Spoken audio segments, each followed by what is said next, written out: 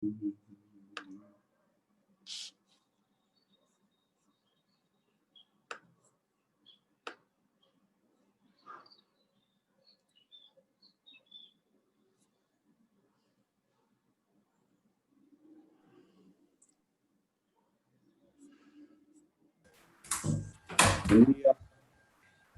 Buen día. Buen día. ¿Cómo andan? Bien, profe. ¿Usted? Bien, muy bien. En Buenos Aires.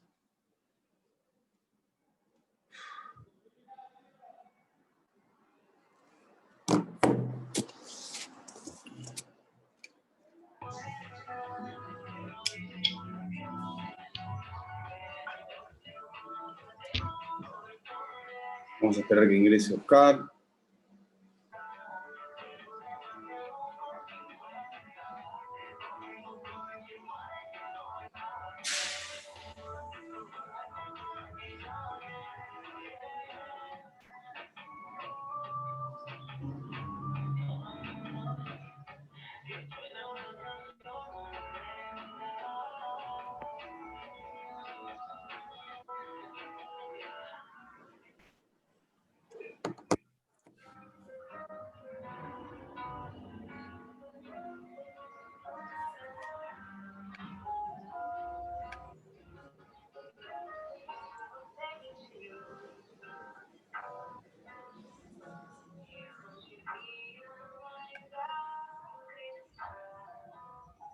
Estuvo buena la charla de ayer, ¿no? Sí, sí, estuvo muy buena.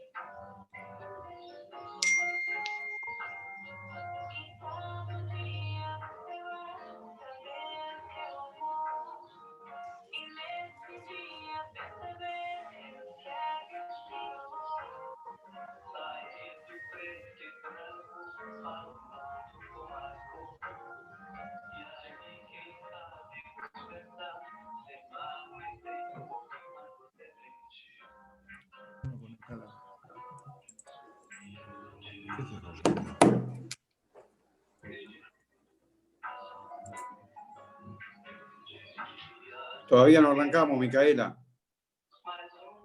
No se preocupe. Que haya un poco de ruido ahora no pasa nada.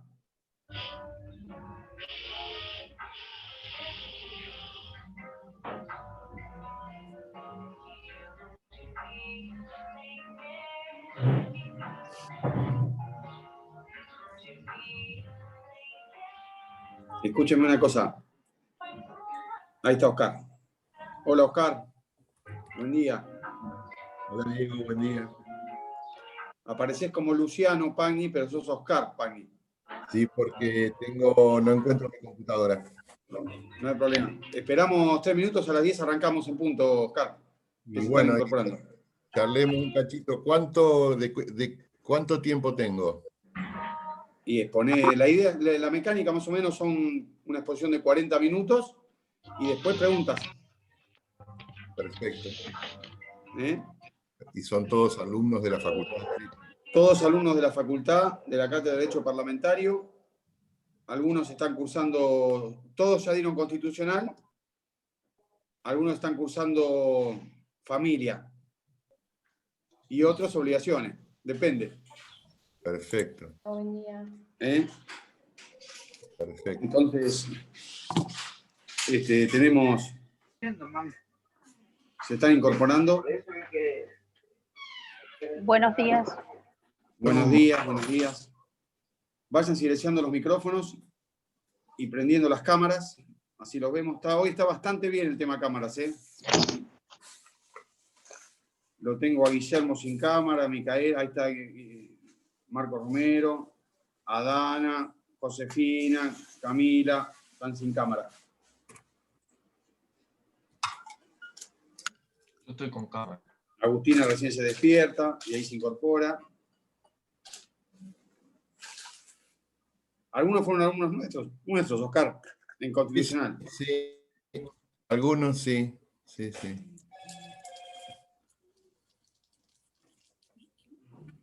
A las 10 en punto arrancamos.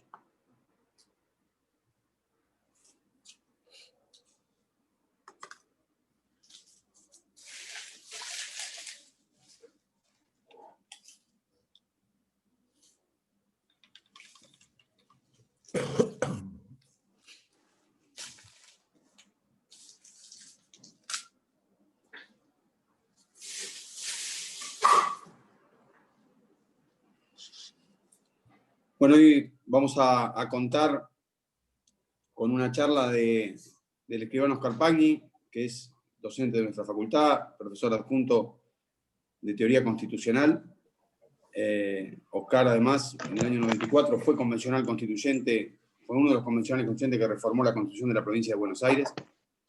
Es un placer compartir la cátedra con él y tenerlo en este taller para que hoy nos cuente. Yo le pedí que nos hablara de la cuestión, así vinculamos dos poderes indirectamente, ¿no? Pero yo le pedí que hable de la cefalía en el gobierno federal y en la provincia de Buenos Aires, entonces que me compare las soluciones que plantea el sistema nacional o el sistema provincial en cuanto al rol del poder legislativo en ambos sistemas.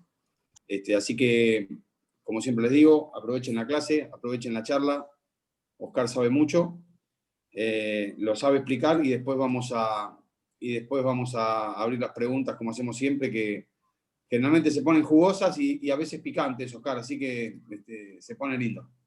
Bueno, Lo dejo con Oscar, que se denomina Luciano en la pantalla, pero su nombre es Roberto Oscar.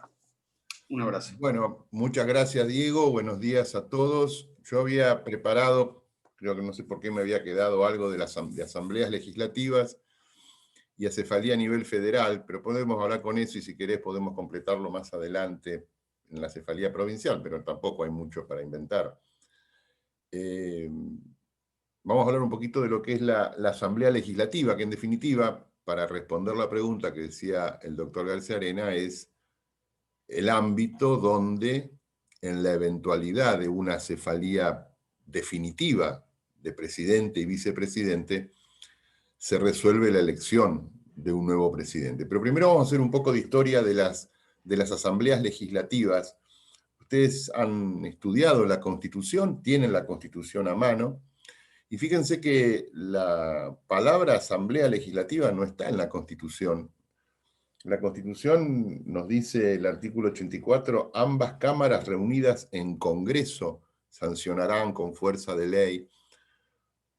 Pero inclusive en la historia argentina, las leyes siempre se han sancionado por el procedimiento de la Constitución, primero una cámara, después la otra.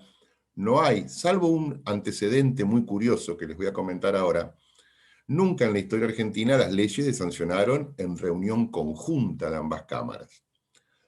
Siempre se sancionaron por el procedimiento de su funcionamiento separado. Tenemos un Congreso, que es un órgano complejo, que está integrado por dos cámaras, cada una con sus particularidades y sus modalidades, que si bien la Constitución dice que ambas cámaras reunidas en Congreso sancionan la ley, en el procedimiento y en la práctica, las cámaras siempre han funcionado por separado. Se da una sola excepción. En 1868, hace muchísimo tiempo, la ley 240 y medio, ustedes la van a encontrar con esta particularidad. No es ni la 240 ni la 241, es la ley 240 y medio, que es una ley que se sancionó en conjunto de ambas cámaras porque tenían un problema para reglamentar el procedimiento de escrutinio y proclamación del presidente por las elecciones indirectas. Ustedes recuerdan que hasta 1994 el procedimiento de elección de presidente y vice se hacía de una manera distinta a la que se hace ahora, que es por elección directa ahora, pero hasta ese momento las elecciones eran indirectas, o sea que, como las que vieron por televisión hace poco, muy parecidas a las de Estados Unidos, con muchas diferencias, pero muy parecidas en el concepto. Y el Congreso ahí en asamblea se reunió y sancionó una norma, una ley, que en definitiva fue ley, que estableció el procedimiento de escrutinio funcionando el Congreso como colegio electoral. Y la particularidad de esta ley 240 y medio es que estuvo vigente hasta reglando el funcionamiento de la Asamblea Legislativa, o sea, se sancionó para solucionar un problema y después se usó como norma reglamentaria de funcionamiento de la Asamblea Legislativa y estuvo vigente hasta el 23 o el 22 o el 21, por ahí, hasta diciembre del año 2001, ese famoso diciembre de los 5 presidentes. Y esto es una particularidad. Bueno, ¿cuál es la historia de las asambleas legislativas en la Argentina? Hay una discusión histórica. ¿Cuál fue la primera asamblea? Algunos dicen que la primera asamblea la presidió Urquiza,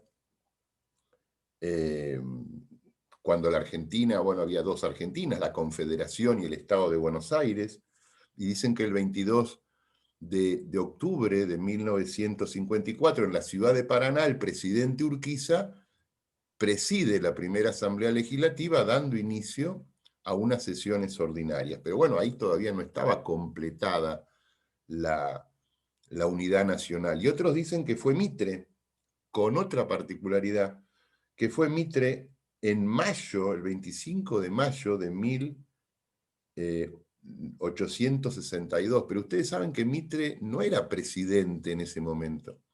Mitre asume la presidencia en octubre de 1800, o sea, después de esa fecha, en el 64 inclusive, no en el 62, pero como encargado del Poder Ejecutivo. Ese era el conflicto que venía en la Argentina todavía de federales y unitarios, que después de las batallas que tratan de unificar al país, lo designan al gobernador de Buenos Aires como encargado del Poder Ejecutivo, y como encargado, no como presidente, como encargado convoca la primera asamblea legislativa para iniciar sesiones ordinarias también de un congreso que se estaba formando. Fíjense que en esa primer asamblea, y esto lo empecé a averiguar desde que el doctor Garzarena me dijo, bueno, vamos a hablar un poco de asambleas.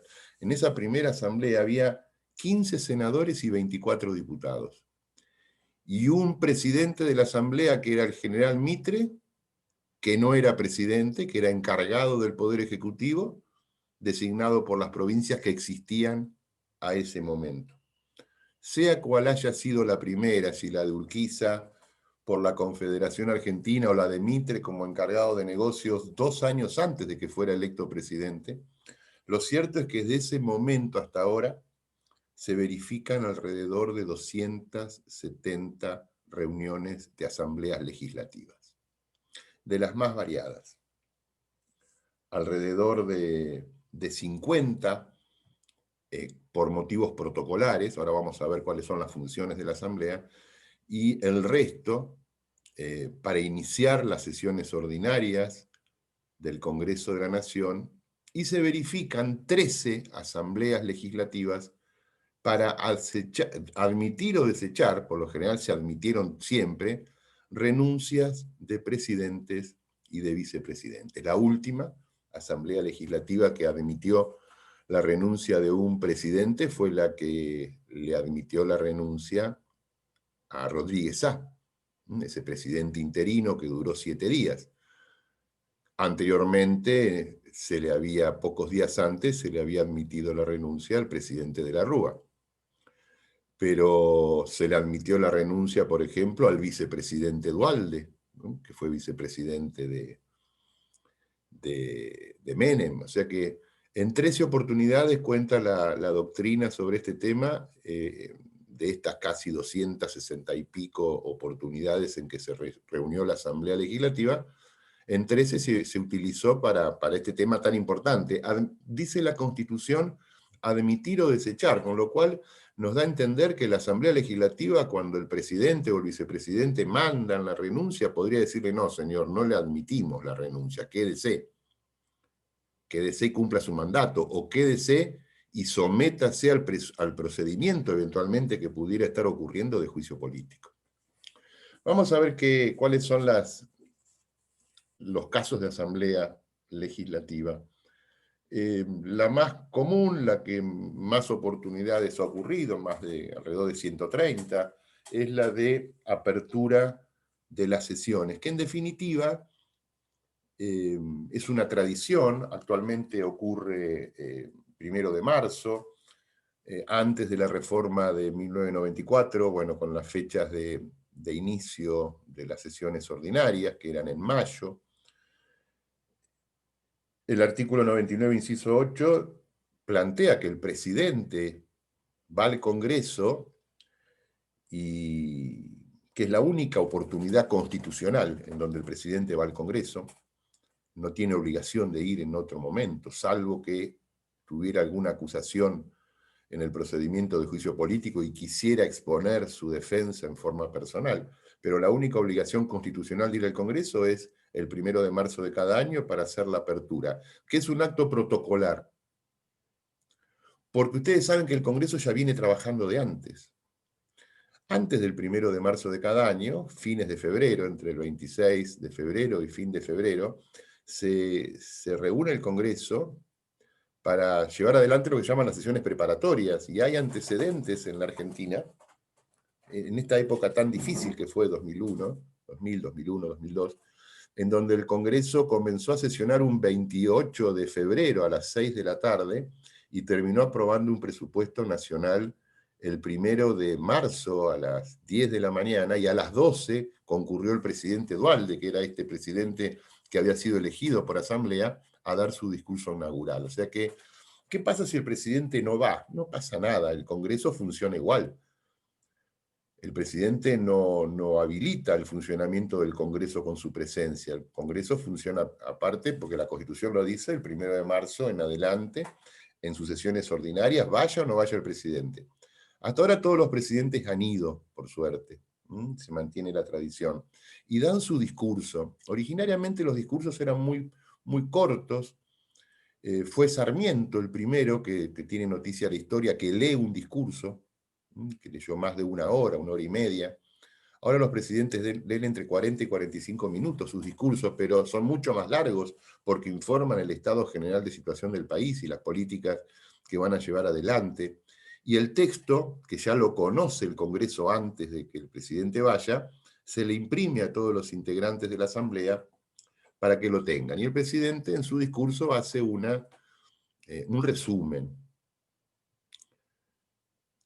Otro dato curioso que encontré es que el único presidente que no mandó su discurso antes, sino que lo improvisó y lo dijo verbalmente sin leerlo, fue en el año 2008, en la apertura de las sesiones del 2008 con la presidenta Cristina de Kirchner. Pero después todos los presidentes lo leen y lo mandan. Para esta reunión no se verifica el quórum. Pueden estar todos los senadores, todos los diputados, puede haber 15 senadores, 30 diputados. No se verifican las reglas del quórum. Es la única reunión de la Asamblea Legislativa que no se verifican las reglas del quórum de las previstas por la Constitución. Tampoco se verifican las reglas del quórum en las asambleas legislativas, por ejemplo, que reciben mandatarios, presidentes o primeros ministros de otros países. La primera de estas, fíjense que la Constitución se sanciona en 1853, pero recién en 1935 se recibe al primer presidente de otro país en Asamblea Legislativa, que fue el presidente brasilero Getúlio Vargas. Hasta ese momento no habían existido este tipo de reuniones. Entonces, la del 1 de marzo de cada año, que es la del 99, inciso 8, que es una obligación constitucional, pero el presidente después no va al Congreso. Fíjense que en la Constitución de 1949 decía que el presidente podía ir, por lo menos, al Congreso a debatir, aunque no tuviera voto. En la histórica de 1853 y en la reforma que se le hace después, no da la obligación. La única obligación del presidente de pisar el Congreso es esta apertura de sesiones. Después el artículo 93 establece que hay una asamblea legislativa para tomar juramento al presidente y al vice, que es lo que habitualmente también vemos por televisión. En este caso está presidida por el presidente del Senado. La del 75, inciso 21, que ya habíamos hablado, que es para admitir o desechar los motivos de la dimisión de presidente o vice, que es la que ha ocurrido más de una docena de veces. Y también, y esto vamos a detenernos un segundito, en ese inciso 21 dice que la Asamblea admite o rechaza los motivos y declara el caso de proceder a nueva elección. Y esto es por lo menos una particularidad. Ha habido muchos casos, y ya de a poquito nos vamos metiendo en los temas de acefalía, ha habido muchos casos en que la vicepresidencia queda vacante, o por la renuncia del vicepresidente, por ejemplo, el vicepresidente Gómez, que era el vicepresidente de Frondizi, renunció a los 2 años y Frondizi nunca convocó a elecciones, o porque el presidente haya fallecido, Juárez Celman y Pellegrini, por ejemplo, o Perón, presidente Perón y María Estela Martínez de Perón, o tantos casos. O sea que la historia argentina tiene una particularidad, que siempre que haya quedado vacante la vicepresidencia, sea porque el vicepresidente asume como presidente definitivo, sea porque el vicepresidente renuncia como Chacho Álvarez o muere, nunca un presidente y nunca la Asamblea ni el Congreso convocó a nueva elección. No se convocó nunca. No se convocó nunca. O sea, y esto es un problema y nos pone también como tema a pensar si sirve la institución del vicepresidente. Bueno, los que hayan sido alumnos míos por ahí conocen mi opinión. Para mí, no por esta situación que vivamos ahora, hace 32 años que doy clase, debe ser como 30 que lo digo, me parece que el vicepresidente es más un problema que una solución. No solamente en nuestra Constitución, en la Constitución de Estados Unidos también, o en los países donde hay vicepresidente, porque el vicepresidente tiene solamente 2 funciones: presidir el Senado, aunque no es senador, lo preside pero no vota, y ser el reemplazante natural del presidente. Y cuando uno es el reemplazante natural, cuando uno hace deporte, yo que sé, está en el banco, quiere jugar, no quiere ver el partido desde afuera. Yo creo que el vicepresidente debe tener esto. Y la historia argentina nos dice que la relación de presidente y vicepresidente desde el origen de la historia no ha sido buena. Fíjense que, para no hablar de cosas recientes, el vicepresidente del presidente Ilia fue Perette, que vivía en el Hotel Savoy, ahí a la vuelta del Congreso, y no se hablaba con Ilia. No se hablaba con Ilia. Scioli, que fue vicepresidente de Kirchner, un día va a la casa de gobierno, entrar a su oficina, le habían cambiado la cerradura, le dijeron, no, bueno, acá no podés entrar, tuvo que salir y encontrarse una oficina enfrente en el Congreso. Presidentes que Cobos y Cristina Kirchner, o sea, ni se saludaban, ni se miraban a la cara, o sea que no es una buena relación. O Alfonsín con Martínez, a partir del 83, 84, o tantos otros casos que ha habido en la historia argentina, con el que conté recién, Gómez, que por cuestiones ideológicas le renuncia al presidente Frondizi, y quizás, de no haber renunciado, quizás la historia argentina hubiera sido otra. Entonces, bueno, nunca se declaró el caso de proceder a nueva elección. Ahí ya llevamos 3. La cuarta es esta que vamos a detenernos un poco, la del artículo 88, que es cuando dice que el Congreso determinará qué funcionario público ocupa el cargo hasta que cese la causal de la cefalía temporaria o un nuevo presidente sea electo. Y ahí, si bien no aparece la palabra Asamblea Legislativa, dice el Congreso determinará, y se ha interpretado, no dice sancionará una ley, porque si hubiera dicho eso, funcionarían las cámaras por separado. Ahí nos dice el Congreso determinará qué funcionario público ocupa el cargo. Nos da a entender que no es una actividad legislativa, no es el ejercicio de la función legislativa, sí es el ejercicio de una función electoral. Y vamos a parar ahí, y después ahora vamos a volver. Y bueno, y el artículo 97 y 98, donde proclama la Asamblea Legislativa, no solamente toma juramento, sino proclama al presidente y vicepresidente electos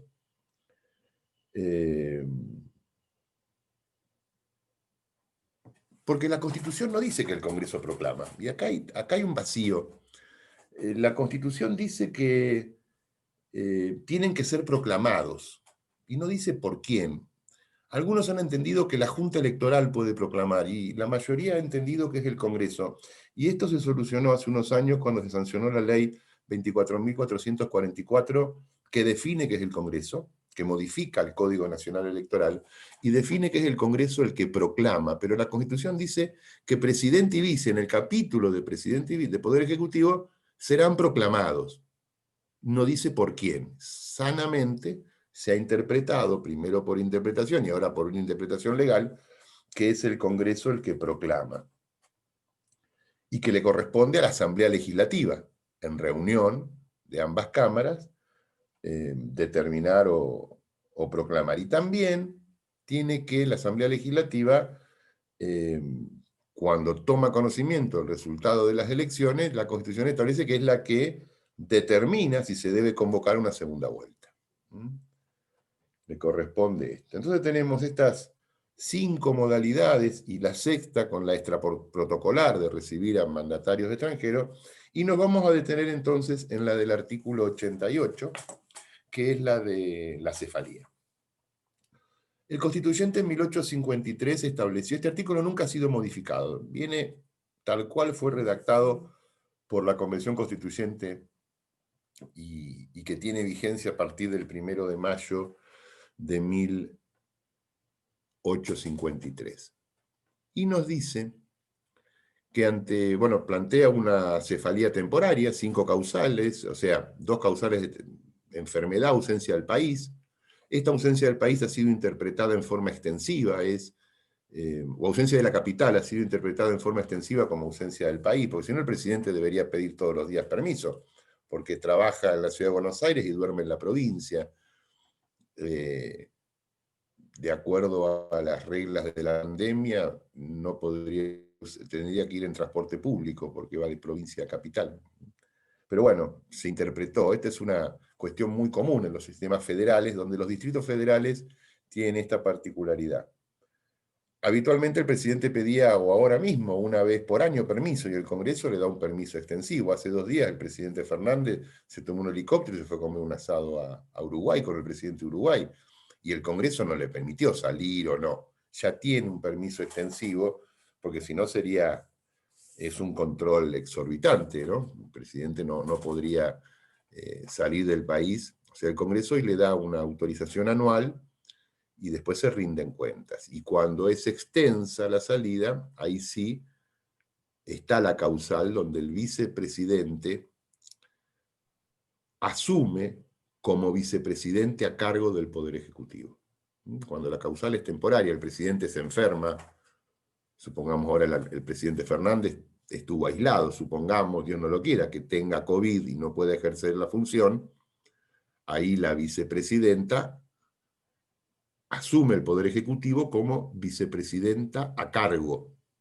No tiene la designación. Y los decretos que firma como vicepresidenta o vicepresidente a cargo. En causales temporarias. En causales definitivas, que es la muerte, la renuncia o la destitución, el vicepresidente asume y ya vuelve a prestar juramento, porque él no había prestado juramento, porque había prestado juramento como vicepresidente, entonces vuelve a prestar juramento, que es el único acto solemne que queda en nuestra Constitución, jura como presidente y asume como presidente. Ha habido muchísimas de estas asunciones por causa de muerte, cuando muere Perón, por causa de renuncia,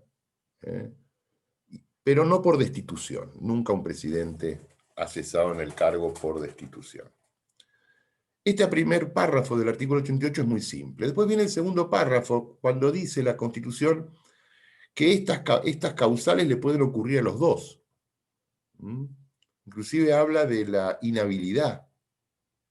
Yo siempre cuento en clase que hay un presidente que renunció antes de ser inhábil, que fue Ortiz. Ortiz tenía una grave enfermedad de diabetes, y ya estaba perdiendo no solamente la vista, estaba perdiendo inclusive hasta parte del uso de sus facultades, entonces renuncia. Pero imagínense que un presidente choca, o van los dos en el mismo auto, chocan, y los dos están en coma, o uno queda en coma, el otro ya había renunciado. La inhabilidad es esa atribución o facultad que puede tener el Congreso para declararlo inhábil y entrar en un procedimiento de acefalía, porque no lo pueden destituir al inhábil, porque no cometió ningún delito constitucional, ni mal desempeño, ni delito en ejercicio de las funciones, ni delitos comunes. O sea, no puede ser destituido, no renuncia, porque no tiene ejercicio de su voluntad, no puede firmar una renuncia. Entonces, ¿qué hacemos cuando una persona está inhabilitada? Y esta es la causal que está en la Constitución, que aparece en el segundo párrafo, que bueno, que no ha sido aplicada todavía, y ni siquiera muy interpretada, porque es la inhabilidad, me parece a mí, tiene que ver más con lo psíquico, o con una enfermedad que le impida el ejercicio del discernimiento y la voluntad. Y en este caso, cuando las causales le ocurren a los dos, volvamos al 2001 con De la Rúa, meses antes había renunciado el vicepresidente, no se había cubierto ese cargo, meses después renuncia el presidente, o sea que tenemos un vicepresidente que renunció y un presidente luego que renuncia, y ahí tenemos el problema de la cefalía. Esto ocurrió por primera vez, fíjense qué interesante, qué tema poco conocido, ocurrió por primera vez en 1868, el presidente era Mitre, y el vicepresidente era Marcos Paz. Mitre estaba de licencia, porque Mitre en ese momento estaba conduciendo el ejército de la Triple Alianza, estábamos en guerra con Paraguay, la Argentina, Brasil y Uruguay, esta guerra tan terrible y que poco se habla, ¿no? y que generaría mucho debate. Bueno, pero Mitre estaba en ese momento al frente del ejército de la Triple Alianza, y Marcos Paz, Mitre estaba de licencia, ausencia de la capital en aquel momento, y Marcos Paz como vicepresidente a cargo del Poder Ejecutivo. En Buenos Aires ocurre una epidemia de fiebre amarilla, que dicen que desde el punto de vista del daño que generó fue peor que esta, porque la gente que podía irse de Buenos Aires se subía a sus carruajes y se iban, y murió más del 10% de la población de la ciudad de Buenos Aires. Imagínense como que hoy en Capital Federal mueran 250.000 personas. Sería terrible.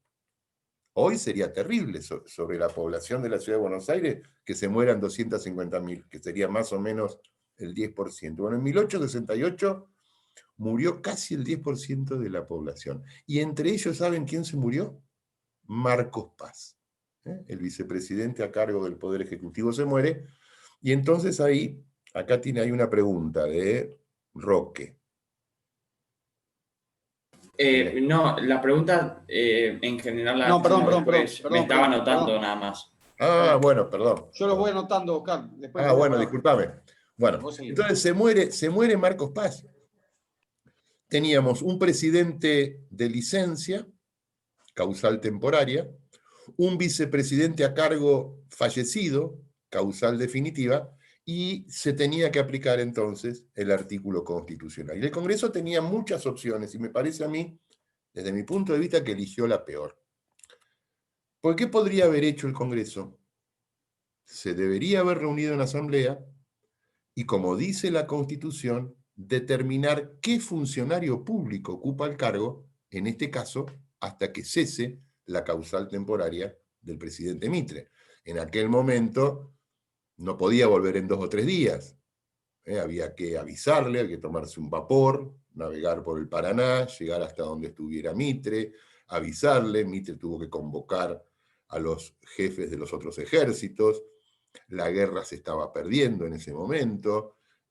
Tardó como 5 o 6 meses en volver Mitre.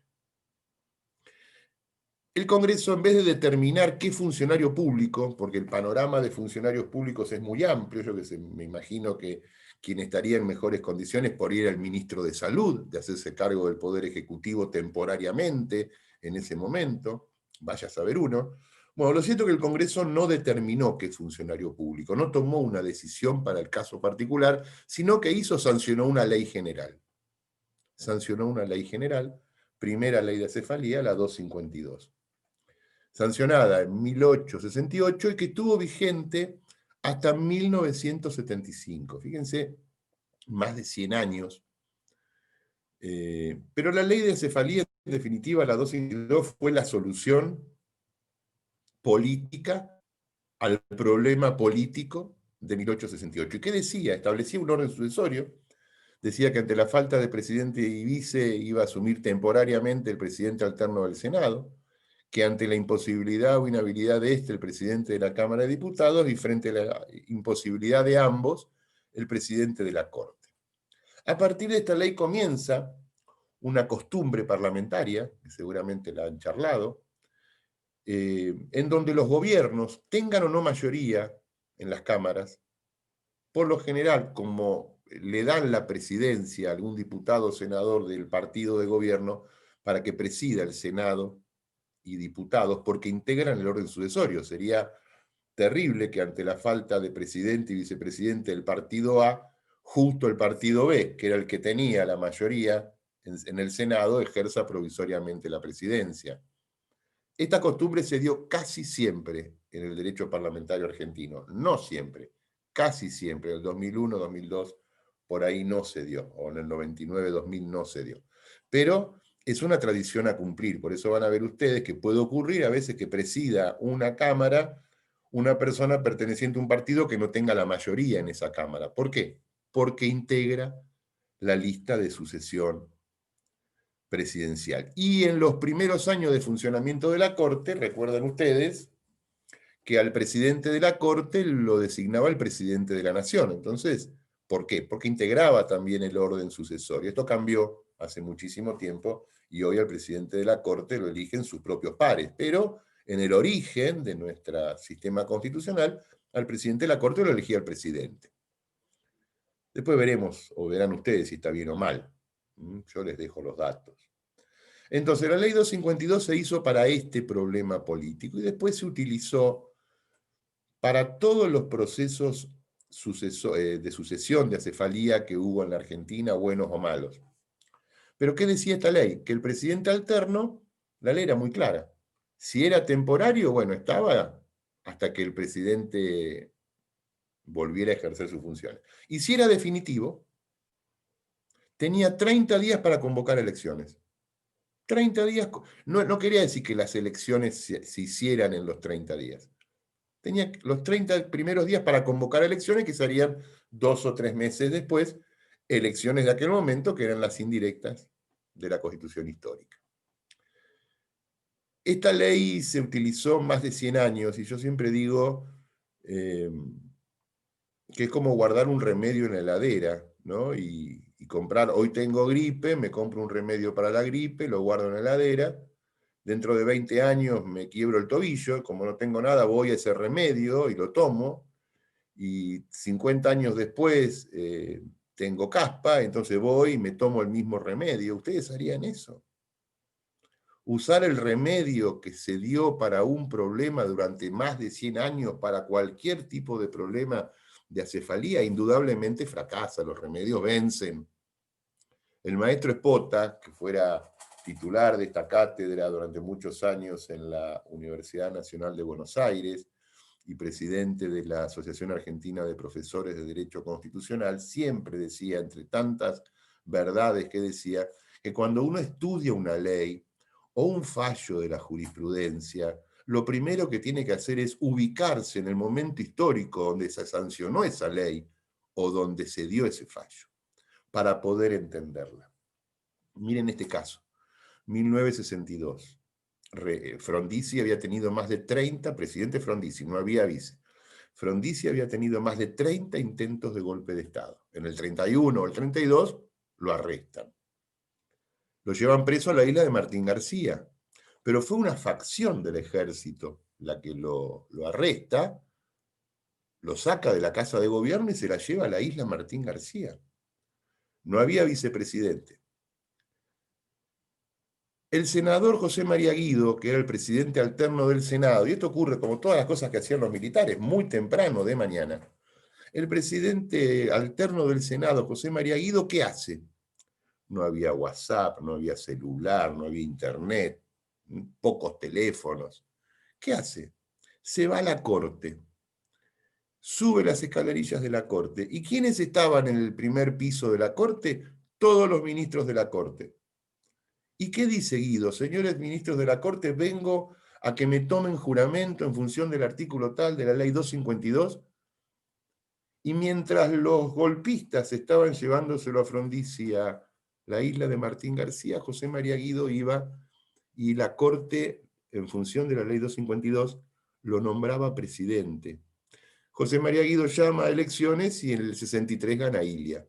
Pero fíjense, el presidente Frondizi no estaba muerto, no estaba enfermo, no estaba fuera de la ciudad o fuera del país, no había renunciado y no había sido destituido, que son las causales de acefalía.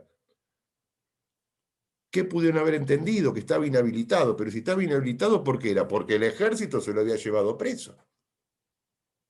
Y Guido es presidente, y al otro día todos felices y contentos, y no pasó nada, y teníamos un presidente preso en la isla Martín García, donde ya habían estado presos Perón e Irigoyen, y un presidente alterno del Senado designado presidente provisorio en función del artículo 1 de la ley 252, y la Corte le tomó juramento. Y el tipo convocó elecciones.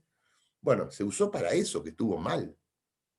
Porque el remedio de 1868 no podía curar la enfermedad, en ese caso de 1962. Bueno, esta ley siguió vigente hasta el 75. ¿Qué pasó el 1 de julio de 1974? A ver, ¿quién sabe qué pasó el 1 de julio de 1974? Esta es una encuesta que hago hace muchos años.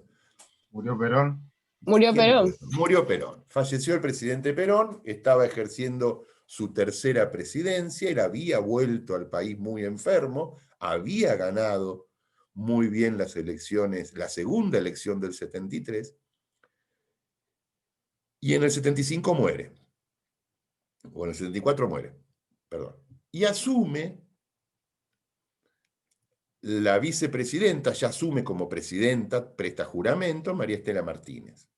La inestabilidad política era muy grave, ya había cuestiones de subversión, había violencia, había muertos y bombas en la calle, había organizaciones paramilitares, la gente andaba a los tiros por todos lados, pero aparte de todo esto ya había varios pedidos de juicio político en la Cámara de Diputados tendiente a lograr la destitución de la presidenta.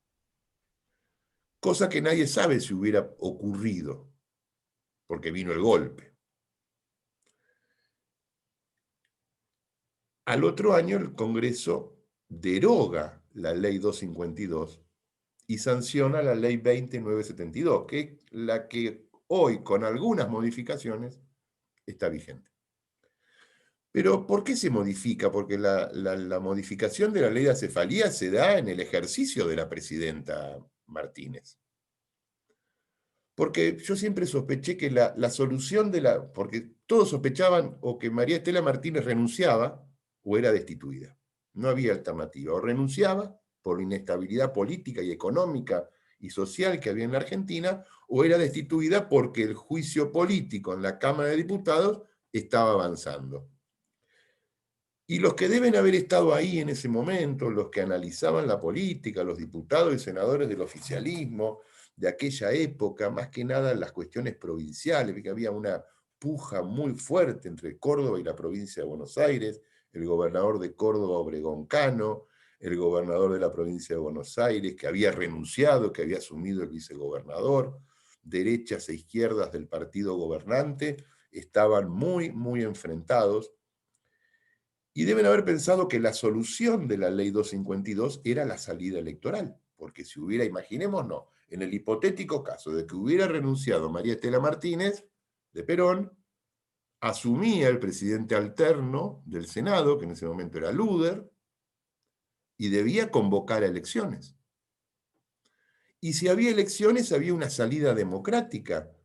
Elecciones que se deberían haber hecho por el Estatuto del 72, o sea, elecciones directas a mayoría absoluta Y si no hubiera mayoría absoluta, balotaje.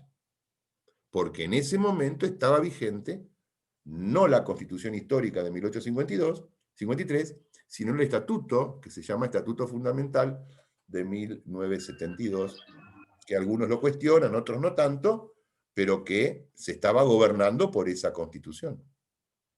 Entonces, si renunciaba o era destituida la presidenta, había elecciones, que era la salida de la 252. Bueno, en julio, o sea, un año después, no me acuerdo, creo que fue en septiembre del 75, se deroga la 252 y sanciona la 20972, que ustedes la pueden estar leyendo o la recordarán. ¿Y qué dice esa ley? Establece un orden sucesorio similar ante la falta temporaria o definitiva, presidente alterno del Senado, si este no puede, presidente de diputados, si este no puede, presidente de la Corte. Pero el que asume, presidente alterno del Senado, tiene un plazo de 48 horas para convocar a la Asamblea Legislativa. Y acá aparece, ya con nombre y apellido, en 1975, la Asamblea Legislativa como órgano electoral. Aparece como órgano electoral. ¿Y qué iba a hacer esta Asamblea Legislativa? Bueno, se iba a juntar dentro de las primeras 48 horas, con un quórum particular que dice 2/3 de sus miembros, si no lo consigue, mayoría, no, con mayoría absoluta, si no lo consigue, con mayoría simple. Pero bueno, en 48 o en otras 48 horas más ya estaba funcionando, que es lo que vimos en el 2001, fue rapidísimo.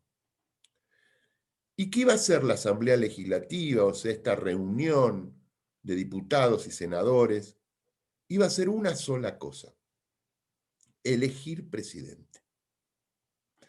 Entonces, la solución política de la ley 20.972 era que el presidente se elegía en el ámbito de la Asamblea Legislativa, cuando la solución política de la ley 252 es que el presidente se elegía en elecciones populares.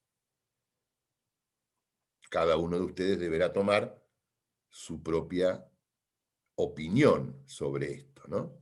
Pero bueno, me parece que en 1975 no querían, los que tenían la mayoría en el Congreso de la Nación, que hubiera elecciones populares. Querían que al presidente lo eligiera la Asamblea Legislativa, o sea, todos los senadores y todos los diputados.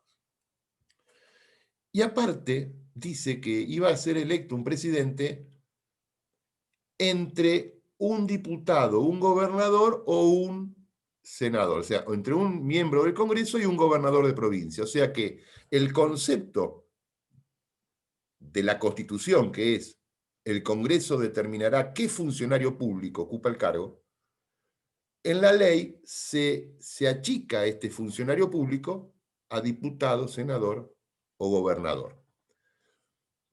Se reduce al ámbito de la política, cuando la Constitución o el constituyente originario dice: el Congreso determinará qué funcionario público. El funcionario público puede ser un rector de una universidad nacional, puede ser un diputado, un senador. Habría que ver, se discutió mucho si un gobernador de provincia es funcionario público con una interpretación de derecho federal. Pero puede ser el director nacional de aduana, puede ser el decano de la Facultad de Medicina de la Universidad de La Plata, puede ser un coronel del ejército, puede ser cualquier... Hay más de 8.000 funcionarios públicos en la Argentina. Que el Congreso, según el problema que tenga en ese momento el país, puede decir, bueno, tiene un abanico muy grande para elegir. La ley 20.972 achica todo eso hoy a 257 diputados, a 72 senadores y a 23 gobernadores, más el jefe de gobierno de la Ciudad de Buenos Aires, de 8.000 a 400. Me parece que es una autolimitación, pero bueno, pero ese fue el remedio de 1975. Estaban pensando, volviendo a Espota, ubiquémonos en 1975, que fuéramos diputados o senadores, que tenemos el problema que el presidente Perón murió, que el presidente a cargo es la esposa, que no tenía las condiciones, que su principal asesor era un brujo como López Rega, que ya había muertos en la calle, bombas, que había estado el Rodrigazo. Entonces dijeron, bueno, esta presidenta renuncia o la destituyen, hagamos algo. ¿Y qué hicieron? La ley 20972. Hagamos algo para elegir presidente. ¿Qué hicieron? Lo vamos a elegir entre nosotros, entre los que tenemos mayoría, producto de los procesos electorales de 1973. No se olviden que regía el Estatuto del 72, que ya lo dije, y que los mandatos legislativos eran completos, no había elecciones de medio término. No había en la Argentina elecciones de medio término porque se tendrían que haber hecho en el 75. Los mandatos eran de 4 años directos. Entonces no había elecciones hasta el 77. Y en el 74 muere Perón, en el 75 se sanciona la ley de acefalía, se caía la presidente, y las elecciones eran en el 77, por eso el líder radical de la oposición, Balbín, decía, hay que llegar al 77, aunque en muletas, pero hay que llegar. ¿Qué estaba diciendo? Que se venía el golpe, lamentablemente. Bueno, este fue el remedio del 75, y también lo guardamos en la heladera. Y en la crisis del 2001, fuimos a la heladera, que ahí guardábamos frescos los remedios, y sacamos el remedio. 26 años después, se quiso curar con el mismo remedio del 75. Yo creo que el Congreso podría haber reasumido, podría haber dejado sin efecto esta ley y reunirse en asamblea y determinar qué funcionario público. ¿Cuánto duran los funcionarios del presidente electo por la Asamblea Legislativa? Lo que la Asamblea Legislativa le determine. Fíjense que en el acta de asunción o de designación de Duhalde, en el 2001, dice que su mandato vence o dura hasta el 10 de diciembre del 2003.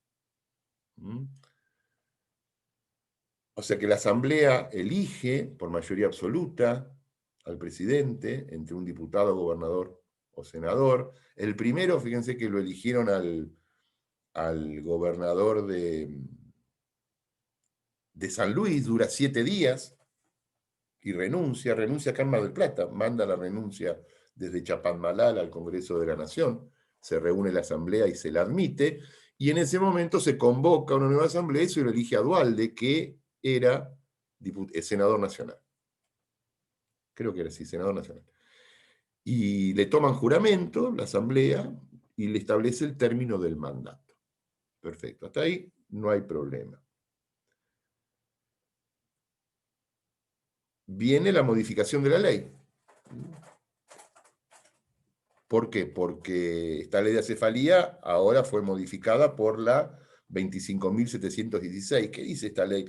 Este fue un acto fallido del Congreso, me parece a mí. Este es el acto por el cual todos los diputados y senadores que votaron esta ley deberían haber ido al psicólogo y hacer terapia, pero de internación. ¿Por qué? Las elecciones, ustedes saben que se iban a hacer en el 2003. ¿Cuándo fueron las elecciones de que ganó Kirchner? 2003, ¿no? Bueno, el Congreso, había otro candidato que era Menem. Menem había terminado su mandato, escuchen bien, Menem había terminado su mandato el 10 de diciembre de 1999. Por lo tanto, Menem, por lo que dice la Constitución, no podía asumir como presidente hasta el 10 de diciembre del 2003. Pero las elecciones se iban a hacer en abril del 2003 y se establecía que el presidente excepcionalmente iba a asumir el 25 de mayo del 2003. Y muchos pensaron, pero si va a ganar Menem, no puede asumir el 25 de mayo del 2003, porque por la Constitución él tiene que esperar 4 años para volver a ser presidente. Entonces, en un acto de anticipación, como si fueran magos, muchos meses antes de la elección, ya sabían en el Congreso que iba a ganar Menem.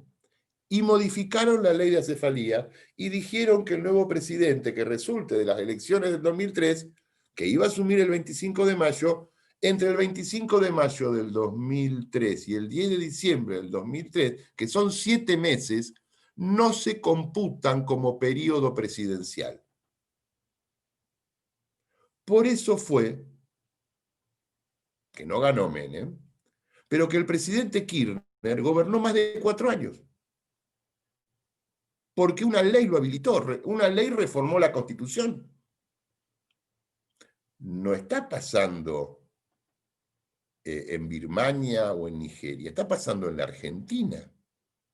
Una ley reformó la Constitución y una ley de anticipación y encima de mala anticipación.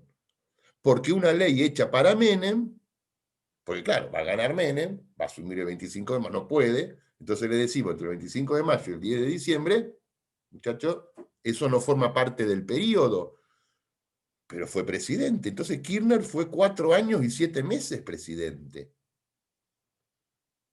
¿Cómo me explican que una persona fue 4 años y 7 meses presidente cuando la Constitución dice que son 4 años? ¿Por qué? Porque el Congreso lo habilitó pensando que iba a ganar otro. Pensando que iba a ganar otro. Bueno, cosas que pasan, son curiosidades. Está entretenido el tema. Y este es el tema, en definitiva, de la cefalía. ¿Cuál es mi opinión? Ya estamos en los 50 minutos, me extendí mucho. ¿Cuál es mi opinión sobre el tema? Yo creo que en cada caso en particular el Congreso tiene que determinar qué es funcionario público. Porque no todos los motivos de la cefalía son iguales. No es lo mismo la cefalía porque el presidente está el país bien, en crecimiento, va en avión, se cae el avión, es una desgracia para toda la sociedad, es una decisión que hay que tomar. No es lo mismo la cefalía cuando el presidente renuncia en medio de una conmoción interior, donde hay que ejercer mayorías políticas en el Congreso. No se puede a un procedimiento meter un procedimiento en un conflicto político. El conflicto político se resuelve por los mecanismos políticos. ¿Y dónde se dan? En el seno de la Asamblea Legislativa, con las mayorías que ahí estarían. Bueno, dejo acá, pues sé que tengo preguntas y avanzamos en otros temas. Así que, Diego, espero haber sido un poco claro y escucho las preguntas. Muy claro, Oscar, muy bien, muy buena exposición, muy interesante los datos históricos, que siempre son importantes para entender nuestra historia, pero además son importantes para entender por qué la legislación evoluciona en un sentido o se modifica en un sentido, ¿no? O sea, son fundamentos, los hechos históricos son fundamentos del derecho siempre. Santiago tiene una pregunta. Hola, buenos días. Bueno, en realidad tengo 4 preguntas. No, bueno, vamos despacio, vamos de a una, porque 4 preguntas monopolizamos la conversación. Bueno, elegí de las 4 una o 2. Dale. Perfecto. Mi pregunta apunta de su rol como convencional constituyente. ¿Cuál fue el artículo que más discusión llevó en tiempo o en que la discusión se tornó más agresiva, por ejemplo? Perdón, yo voy a decir algo. Perdóname, Oscar. Voy a decir algo. Algo que pocos saben. En la Constitución de la Provincia de Buenos Aires hay una cláusula que prohíbe, una cláusula muy importante para mí, que prohíbe la privatización del juego en la Provincia de Buenos Aires. ¿Sí? Esa se llama la cláusula Pagni en la Constitución de la Provincia de Buenos Aires. Sí, el artículo 37. Sí, el artículo 37 yo redacté varios artículos, no me gusta hablar de mí, pero el artículo 37 es donde se prohíbe la privatización o concesión del juego y que las utilidades del juego se destinan a políticas efectivas de salud y acción social en la provincia.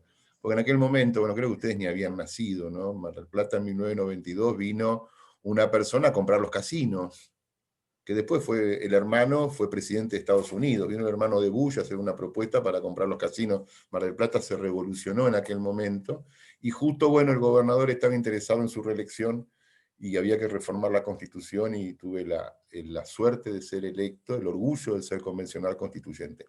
¿Cuál fue lo que...? Este fue lindo el tema del 37, pero otros...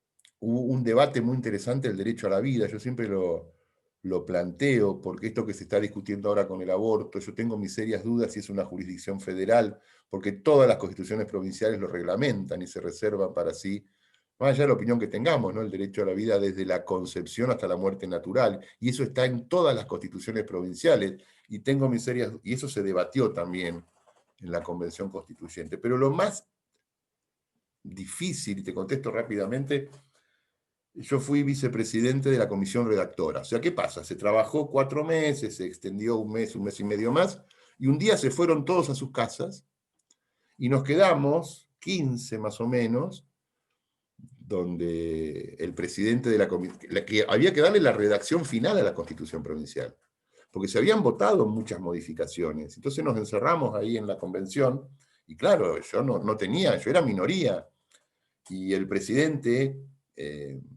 que es de Tres Arroyos, no me acuerdo el nombre, el apellido, pero hacía un asado abajo del agua, y quería cambiar en la redacción final palabras que no habían sido votadas por el Pleno.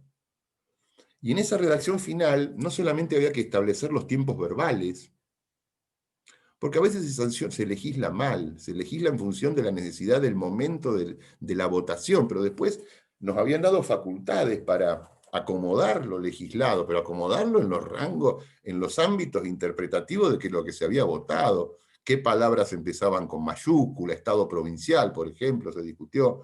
Si estaban bien o mal puestas las comas, los tiempos verbales, los puntos y comas, las separaciones entre palabras, la I, la O, lo que junta, lo que incluye. O sea que teníamos en el bloque nuestro una profesora de lengua o de gramática que nos ayudaba a compaginar porque no éramos especialistas. Esos fueron los 3 días más difíciles de la convención, quedarnos solos e incorporar las reformas en una comisión redactora que después se dio a la tarea de leer la Constitución y que se votó todo por unanimidad. Se aprobó la redacción final sin observaciones. Eso me parece que, desde mi punto de vista, fue lo más importante que me llevé. Muy bien. Sofía. Gracias. Sí, buenos días, profe. Le quería hacer en realidad una consulta sobre opinión. ¿Cuál sería su opinión? Sofía fue alumna nuestra, Oscar. Sí. Fue buena alumna, Sí. buena alumna. Gracias. Tengo un buen recuerdo. Vamos a ver en parlamentario, pero en concepto fue buena. Gracias. Bueno, su opinión acerca de lo que sería la concurrencia personal del presidente al Congreso, por lo que estábamos hablando hoy al principio, si usted cree que sería óptimo que se dé esa interrelación personal, o sea, de frente a frente, o no, en realidad. Eso, bueno, gracias. Desde el punto de vista de lo deseable, de lo teórico, sería fabuloso. Desde la organización democrática, desde la responsabilidad y educación democrática, tener un presidente que vaya al Congreso y que pida la palabra y que defienda sus proyectos, aunque no vote, por supuesto. Pero sería bárbaro. Te voy a contar una pequeña historia que me olvidé de contar, Sofía. Y con esto por ahí, elípticamente te lo respondo. Y yo había notado, entre las cosas que encontré de singularidades, porque yo creo que hay que conocer mucho la historia para entender lo que nos está pasando. Yo le dije que el primer congreso funcionaba, ¿conocen Buenos Aires? En Perú al 200. Manzana de las Luces, ahí estaba el Congreso Nacional. Perú 260 y pico, Perú en mitad de cuadra. Y ahí se hizo la primera asamblea legislativa, que yo les dije que fueron 15 senadores y 24 diputados, y aprovecharon para tomarle juramento. Y cuentan la historia que fueron todos de levita. ¿Qué son levitas? Fueron todos como si fueran hoy de traje y sombrero, y esos trajes que se usaban para las fiestas especiales. Y durante muchos años se concurría al Congreso a prestar juramento de levita, que no es el frac que se usaba en las fiestas nocturnas, sino que era el traje de alta calidad que se usaba de día. Fíjense cómo toman juramento hoy los diputados y los senadores. Faltan que vayan en bermudas y ojotas. Faltan que vayan en bermudas y ojotas. Parece la facultad. Imagínate vos, Sofía, si hoy el presidente va al Congreso y le pueden decir cualquier cosa, sea del partido que sea. Yo, si fuera asesor del presidente, le diría, no vayas al Congreso, porque no hay de todo ahí adentro, y medio que es un discurso antisistema. Con la edad me pongo viejo y me pongo antisistema. Me parece que es una falta de respeto estar en una banca y yo veo tipos que se ponen una bandera, se ponen un poncho, toman mate, ponen cositos y muestran frases, o se disfrazan y van de remera. Falta que vayan de ojota. En la convención, Santiago, cuando prestamos juramento, la Constitución de la provincia es muy clara, se jura, te gusta o no, pero se jura como dice la Constitución, con el ejercicio de un juramento religioso o un juramento no religioso.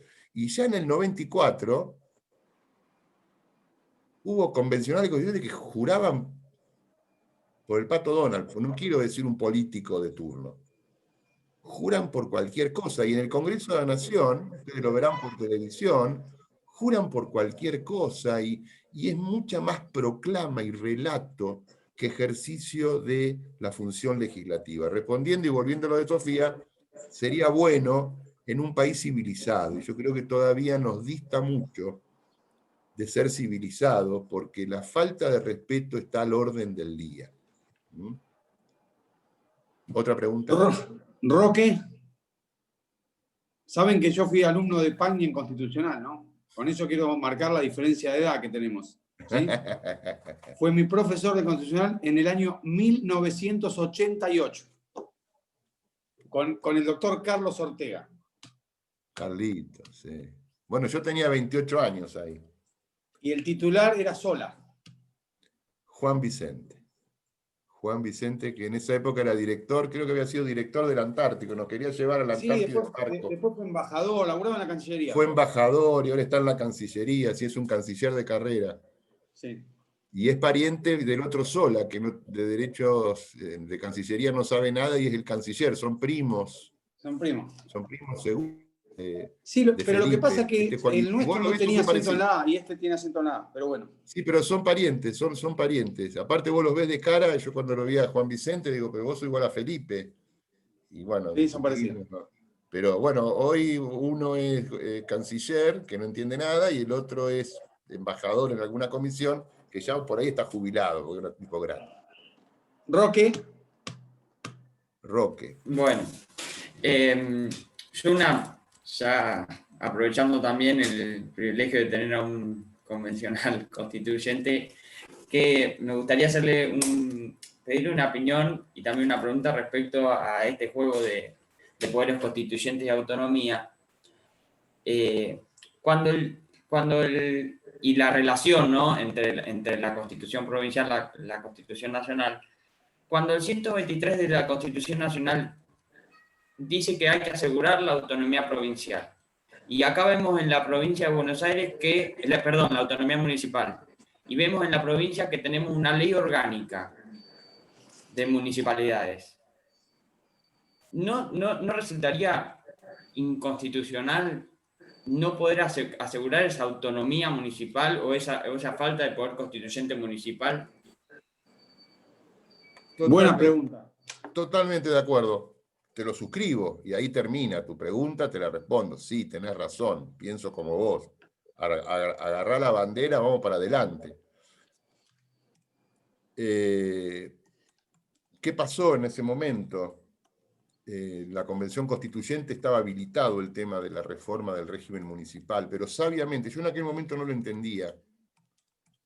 Por eso digo, siempre hay que ver los procesos, porque no lo entendía. El Senado, o sea, la legislatura provincial, cuando habilita la necesidad de reforma de la Constitución de la provincia y habilita los temas, habilita un montón de temas, y la discusión política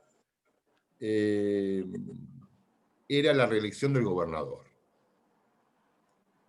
Y en ese momento para el radicalismo, lo más importante era el régimen municipal. Pero había mucha desconfianza y se sabía que lo más seguro era que el peronismo ganara las elecciones en el 94, en la provincia, como así fue. Y se pensó, bueno, pero podemos perder la reelección, pero no vaya a ser cosa, porque el justicialismo nunca estuvo muy de acuerdo con la autonomía, de que agarren el régimen municipal y hagan desastre con el régimen municipal. Por eso, en la ley de convocatoria se estableció que si se debía modificar el régimen municipal, se iba a hacer con 2/3 partes de los votos de la convención. Se le puso una cláusula muy dura.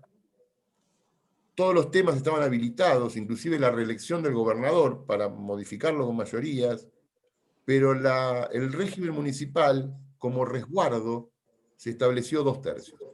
Yo fui a la primera reunión de la Convención Constituyente sobre el régimen municipal. La presidía el que era en ese momento intendente de Avellaneda, un señor nacido en Portugal, Álvarez de Oliveira. Baldomero Cacho Álvarez. Cacho Álvarez, portugués. ¿Qué dijo el señor portugués? Muy simpático, éramos como 20 y pico, ahí en el pasaje Dardo Rocha, en la ciudad de La Plata, dijo: muchachos, esta es la comisión de régimen municipal, hasta que no se resuelva la reelección del gobernador, no nos volvemos a juntar. Saludó y se fue. Y nunca más se reunió la comisión. Nunca más se reunió la comisión.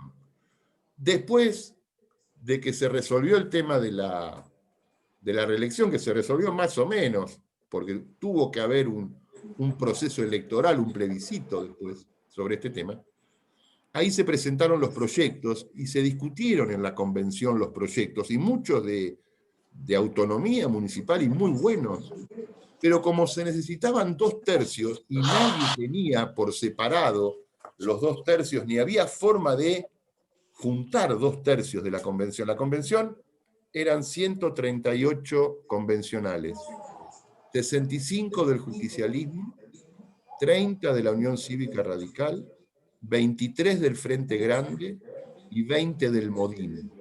No había forma de armar un Tetrix de 2/3 sin la participación del justicialismo. Y el justicialismo se negaba a participar en este tema.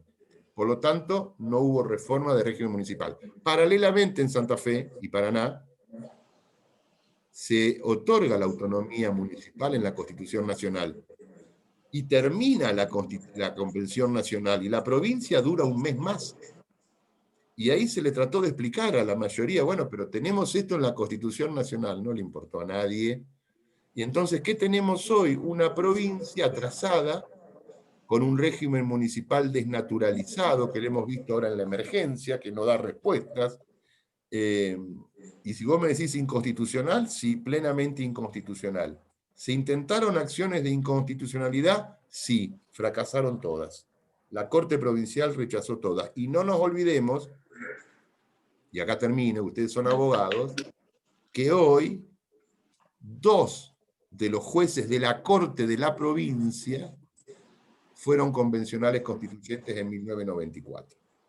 Por lo tanto, son intérpretes auténticos de la Constitución y no van a aflojar en este tema. Oscar, muchísimas gracias. Bueno.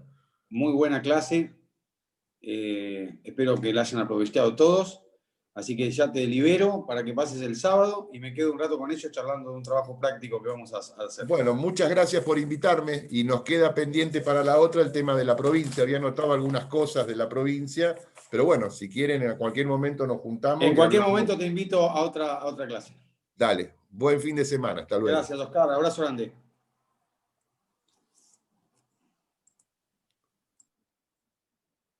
Listo, ahora nos quedamos nosotros. ¿Cómo andan? Bien. Bien, profe. Tranqui. Bien, doctor, Bien, buen día. todo bien. Buena clase. Hermosa Muy clase. buenas. La tiene que llamar a la doctora Oxarango para que también nos dé una clase. ¡Ay, Pero sí! No me arme la agenda, que yo ya tengo la agenda armada. No me arme la agenda. Ya sé, lo digo porque No. estuvo el profe Pagni. No me arme la agenda. Vamos a tratar de ir variando. Escúchenme una cosa. Estuve leyendo los trabajos. Le voy a contar una cosa. Cuando uno hace ustedes cuando hacen un proyecto de ley, tienen que convencer a 129 tipos que lo acompañen, ¿sí? La verdad, ningún proyecto me conmovió ni me convenció de nada porque están absolutamente carentes de fundamentación, ¿sí? Adolecen del vicio de la motivación, no tienen motivación. A ver, no se legisla con sentido heroico o altruista o emotivo. No se legisla de esa manera, ¿sí? Porque si no podríamos hacer una ley que diga que la selección argentina de fútbol es campeona del mundo. Es una ley y festejamos todos que somos campeones del mundo porque la ley lo dice. No funciona así, ¿sí? Ustedes tienen que dar motivo y fundamentos de por qué. Y les voy a explicar y les voy a contar una cosa muy importante para mí. Vieron que yo les pregunté los pros y los contras de la medida. Bueno, en los contras de la medida más o menos todos dicen lo mismo. Primero en los fundamentos, ninguno puso números. Que es facilísimo. Si yo sé cuántos diputados y cuántos senadores hay, y sé cuánto cobra un diputado y un senador, hago la cuenta y puedo determinar el porcentaje de quita, cuánta plata significa y qué voy a hacer con esa plata. En números. Entonces yo le digo, si yo tuviera que hacer algo, digo, miren, si yo les bajo el 25% de la dieta a los legisladores, puedo hacer 5 jardines de infantes. Bueno, lo explico. Y con números lo explico. Entonces trato de impresionar al otro, de convencerlo al otro para que me... Ahora si yo digo, no sé cuánto voy a recaudar, no sé cuánto, pero lo que haya lo destinamos a educación, a salud y al mejoramiento de la ruta. ¿Qué sé yo? Y vos decís, ¿pero cuánto es? ¿1 peso, 10 pesos, 1.500 pesos, 11 millones de pesos? ¿Cuánto es? Porque para ahí no arreglo ni un pozo. Entonces, tengo que darle fundamentación. Y cuando pongo en contra, les voy a decir 2 cosas que lo primero que nos fijamos, ya muchos de ustedes van a ser legisladores, algunos laburarán en el Poder Legislativo también. Cuando uno trabaja en la legislatura, lo primero que analiza de cualquier decisión, cuando le presentan un proyecto de ley, la primera caracterización que hace es, ¿esta ley tiene impacto fiscal o no tiene impacto fiscal? Impacto fiscal quiere decir si va a tener un costo o no va a tener un costo esa ley. Por ejemplo, si yo dicto una ley que declara a la ciudad de Mar del Plata capital nacional de la cerveza artesanal, no tiene ningún impacto fiscal para la provincia. No tiene ningún impacto fiscal. Después podrá tener beneficios fiscales a futuro para las empresas que se radiquen porque se establezca un régimen, pero la declaración en sí misma no tiene impacto fiscal. Ahora, si yo presento una ley y digo de eximir de ingresos brutos a la fábrica de cerveza artesanal, es una ley que claramente tiene impacto fiscal. ¿Sí? Directamente cuando la leo ya me doy cuenta. Muy bien. Cuando yo les digo las contras, ¿sí? Los contras del proyecto de ley de reducir los salarios, hay 2 que son fundamentales. Uno es la baja en los aportes previsionales. Si yo bajo los sueldos, los aportes jubilatorios se disminuyen. ¿Quién va a cubrir ese déficit que se va a producir en la caja de jubilaciones? Porque el sistema va a tener que seguir pagando las mismas jubilaciones. Si yo bajo los aportes, me va a producir un déficit. ¿Cómo lo cubro? ¿Cómo lo cubro? ¿De dónde va a salir la plata para cubrir ese déficit? Si yo recaudaba 30, ya son deficitarias las cajas. Si yo recaudaba 30 y gasto 40, ahora voy a recaudar 25 y voy a seguir gastando 40, se me amplía el déficit fiscal. ¿Y cómo hago? ¿De dónde voy a sacar el dinero? Entonces tengo que decir, bueno, autorizo al Ejecutivo a emitir, autorizo al Ejecutivo a endeudarse para suplir ese. Tengo que darle una herramienta para resolver el tema. Porque si no, el Poder Ejecutivo va a decir, está bien, muchachos, ustedes quieren bajar los sueldos, ¿y cómo hago con las cargas sociales? ¿Cómo hago con las cargas sociales? Si yo el sistema de jubilación que tengo que mantener es el mismo que antes. Primera cuestión. Segunda cuestión, ¿cómo hago para suplir la baja de recaudación del impuesto a la ganancia de la 4ª categoría?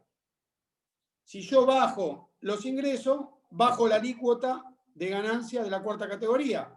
No sobre los jueces que no pagan ganancias, pero sí sobre el resto de los funcionarios que sí pagan ganancias. Al bajar los salarios, bajo la recaudación de ganancias. Bajo la recaudación de ganancias, me produce otro déficit fiscal en la caja de la provincia. ¿Cómo hacemos?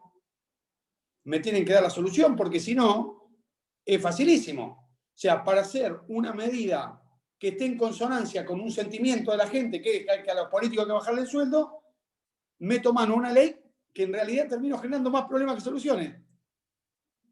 ¿Por qué? Porque no le estoy... O sea, entonces cuando uno analiza una ley, no lo tiene que analizar en un contexto aislado. Tercer problema que me tendrían que haber solucionado o tendrían que haber planteado como un problema para solucionar. ¿Qué pasa con las escalas salariales que están atadas a esos salarios? Por ejemplo, si hay un incremento en el salario de los legisladores, se incrementa el de los trabajadores del Poder Legislativo. Yo disminuyo el porcentaje. ¿Qué pasa con los salarios? Porque podría llegar a pasar que un bibliotecario de la Cámara de Diputados de la Nación gane más que un diputado. Porque tiene 25 años de antigüedad y es de planta permanente, y si yo reduzco un 25 o un 30% del salario, podría pasar entonces que el ascensorista o el bibliotecario gane más que el legislador dentro del Poder Legislativo. Sería más o menos como que el secretario gane más que el ministro de la Corte.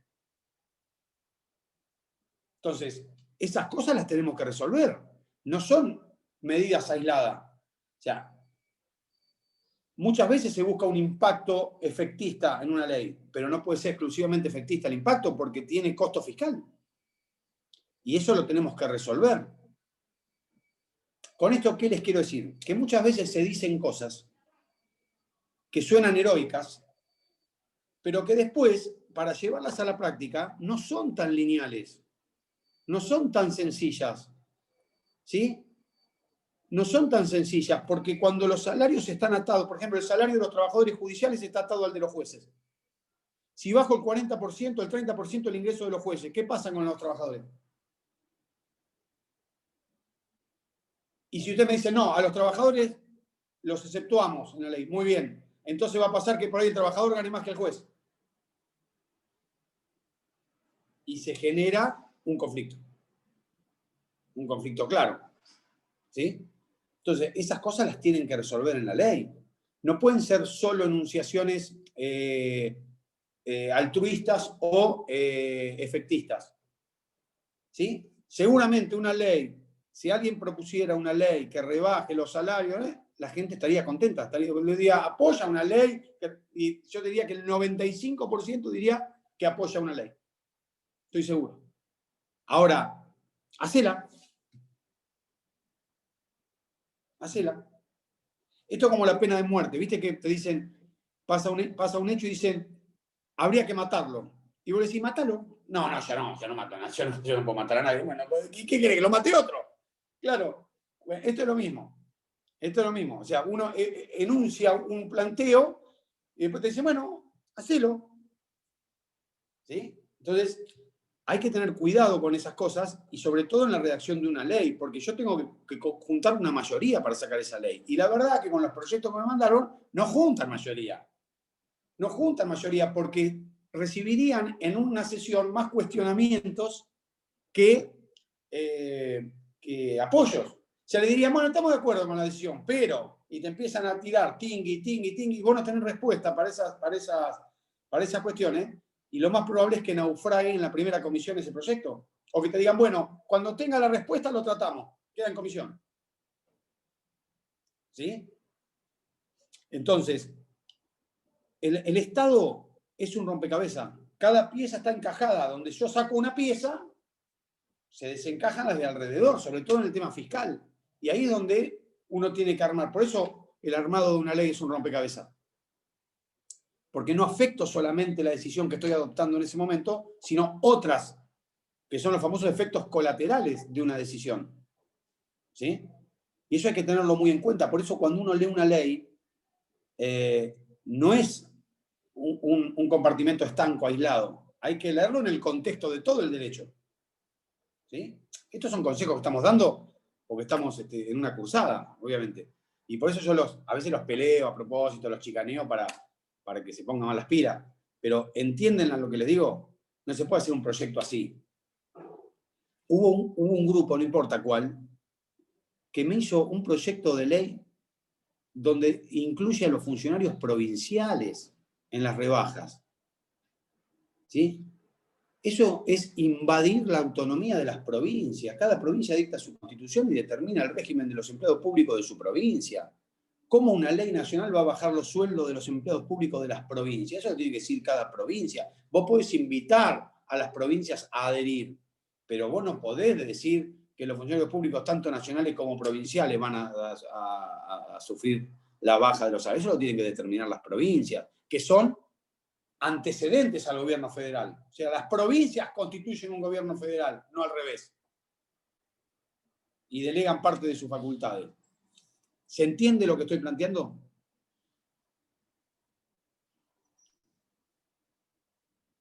Entonces, no es una crítica digo, los contra y los pro tienen que ser más contundentes. O sea, los fundamentos de por qué sí y los fundamentos de por qué no tienen que ser sólidos, ¿sí? Tienen que generar convicción, que el que escuche pueda tomar rápidamente partido a favor o en contra, pero con fundamentos sólidos, de peso. No me pueden decir que bajarle los sueldos fomenta la corrupción, porque eso no es así. Es como si yo le dijera que aumentar las penas disuade el delito. No es así. Si yo pongo que el homicidio tiene 100 años de prisión, va a haber los mismos homicidios que ahora, porque el que delinque no piensa que lo van a agarrar. Si pensara que lo van a agarrar, no delinquiría. Entonces, el incremento de las penas no disuade el delito. Bueno, esto es lo mismo. O sea, el que es corrupto, gane 10 pesos o gane 1000 pesos. Y la cuarta cuestión que sería interesante tratar, algunos lo esborzaron, pero sería importante tratar, es que hay que tener mucho cuidado con lo siguiente. A veces con este tipo de medidas, sin quererlo, efectos colaterales, que uno sin quererlo, vos terminás generando que solo una determinada clase social pueda acceder a la política. ¿Está claro? Fíjense una cosa, en la década del 60, los concejales, por ejemplo, de La Plata, eran ad honorem. Eran ad honorem. Muy bien.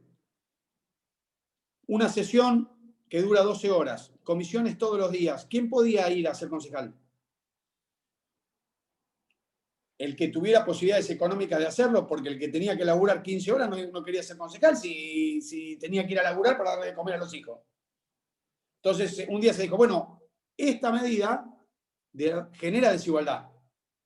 Porque en definitiva lo que está pasando es que solo acceden a los cargos públicos aquellos que tienen condiciones económicas privadas para hacerlo. Entonces se pasó a otro esquema que fue, el pico fue en la década del 90, de pagar muy buenos salarios en el Estado porque si no, no conseguías, vos decías, un ministro de Economía, y el tipo decía, pero ¿cómo voy a ir a laburar de cosas si una empresa me paga 10 veces más? O un banco privado me paga 10 veces más para ser gerente que para ser ministro de Economía. Entonces dijimos, bueno, no, hay que garparles más a los funcionarios porque si no, lo que viene al Estado es lo que queda o fracasa en la actividad privada. Entonces, hay que entender todo ese equilibrio. Hay que entender todo ese equilibrio. ¿Sí? Entonces, todo eso hay que poner en juego cuando sancionamos una ley, porque por ahí hay efectos no queridos, como los medicamentos, ¿viste? Te curan esto, pero te generan otro. Bueno, hay efectos no queridos. Hay que minimizar los efectos no queridos para que una ley sea viable. ¿Se entiende el concepto? Sí, profe, se entiende. Esa es la idea. Esa es la idea. No es que yo los reto, yo los provoco. Porque a mí me gusta que debatan. A mí me encantaría dentro de 20 años verlos a ustedes en una sesión en el Congreso y decir, estos fueron alumnos míos, yo estar orgulloso. Eso quiero. ¿Sí? Que sean mejores, que seamos todos mejores. Pero digo, tenemos que ser sólidos en esas cosas. Las fundamentaciones son fundamentales porque vos tenés que hacer un discurso en el recinto y me tenés que convencer a mí. ¿Sí?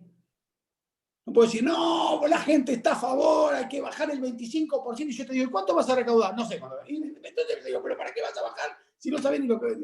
Y además me dicen, lo mandamos a salud. Muy bien. ¿Y qué vamos a hacer con esa plata? Y si no sé cuánta plata es. No sé si vamos a comprar curita, gasa o vamos a hacer un hospital. Me lo tenés que explicar qué vamos a hacer con esa plata. Porque si no es una medida voluntarista.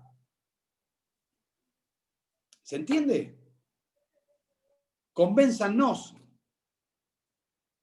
¿Alguna pregunta? ¿Alguien quiere decir algo?